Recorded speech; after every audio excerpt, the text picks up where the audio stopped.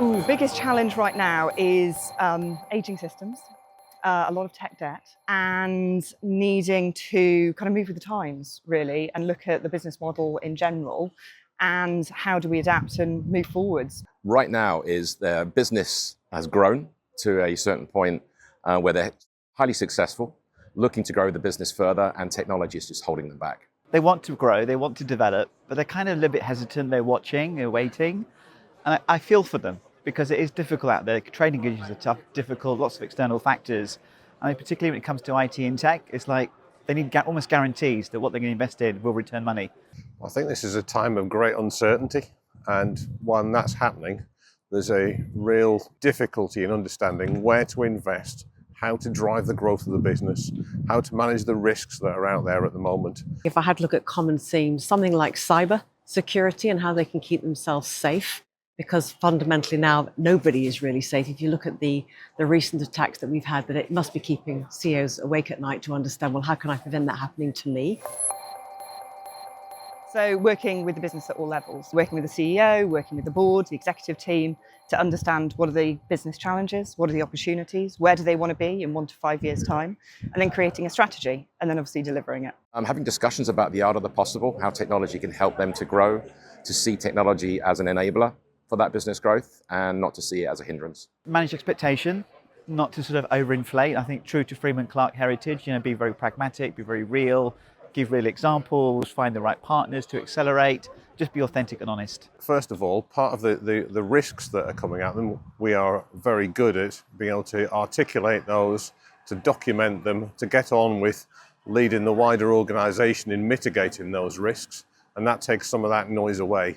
And then as those risks are being mitigated, working with the chief exec over the longer term on what the opportunities might be and how they might open up new channels to market, for example, to help keep their sales growing. Okay, so the one piece of advice I would give is if you don't start, someone else will, and 12 months later you'll be saying to yourself, I wish I did too. I personally wouldn't concentrate too much on the AI piece. I would focus on what are your greatest opportunities, what are the challenges that you've got, and start there, and then work out how can AI be the answer to those problems. I think the first piece is don't allow yourself to get overwhelmed with just the overload of information out there. There's so much information, lots of good information, but a huge amount of noise as well. Speak to somebody you can trust, who can speak to you in plain English about your business and about how AI fits into that. Yes, speak opportunistically. Yes, speak about how you can disrupt, all those great things, but don't look for snake oil. You need to speak to somebody who really knows their stuff and make it real, make it about the business. It's not about AI, it's always about the business. The big piece of advice I would give them is to consult somebody who can simplify what you need to try to achieve with AI, so you can start on that first small step.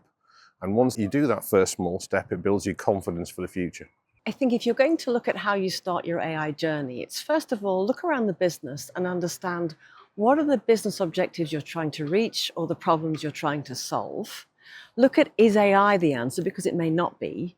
And where it is, just do a simple use case and start small, because the things about AI is there will be issues with it, there will be learnings, it makes mistakes. If you know that before you go in, then you can at least know what to look out for. You need to have governance around it, so start small, see what the impact is, and then look at how you improve that and scale it out across your business more widely. You definitely need to understand the risks associated with AI.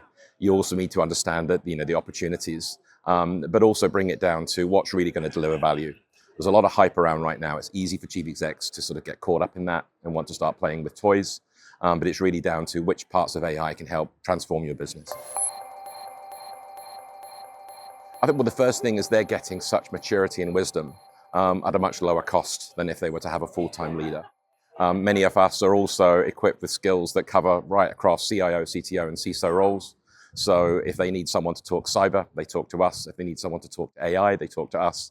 So it makes it very easy. And they know that we've got backup within the organization if we need help in coming up with a plan.